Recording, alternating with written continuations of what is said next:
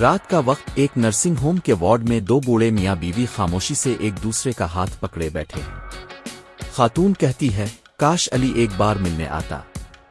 مرد خاموش ہے، بس کھڑکی سے باہر تکتا رہتا ہے۔ اگلے دن عملہ دیکھتا ہے کہ دونوں خاموشی سے دنیا چھوڑ چکے ہیں۔ دونوں کی موت ایک ہی رات ہوئی، جیسے ایک نے دوسرے کا ساتھ نہ چھوڑنے کا وعدہ پورا کر دیا ہو۔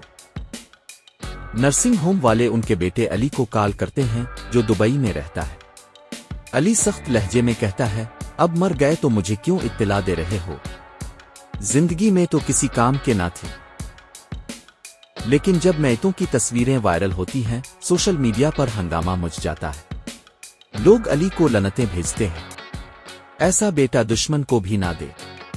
کیا فائدہ ایسی کمائی کا جو ماں باپ کے جنازے کو ترسائے؟ شرمندہ علی پاکستان آتا ہے اور لاشیں دیکھ کر ٹوٹ جاتا ہے۔ اسے ایک پرانا خط ملتا ہے جو والد نے اس کے لیے نرسنگ ہوم میں چھوڑا تھا۔ بیٹا، اگر کبھی شرمندہ ہونا تو ہمارے لیے نہیں۔ ہم نے تجھے دنیا دی، تاب ہمیں صرف وقت بھی نہ دے سکا۔ ہم نے کبھی بد دعا نہیں دی، بس دعا روک دی تھی۔ علی رو رو کر ماں باپ کی قبروں سے معافی مانگتا ہے۔ والدین کو چھوڑ دینے والے اولاد کو وقت چھوڑ دیتی ہے۔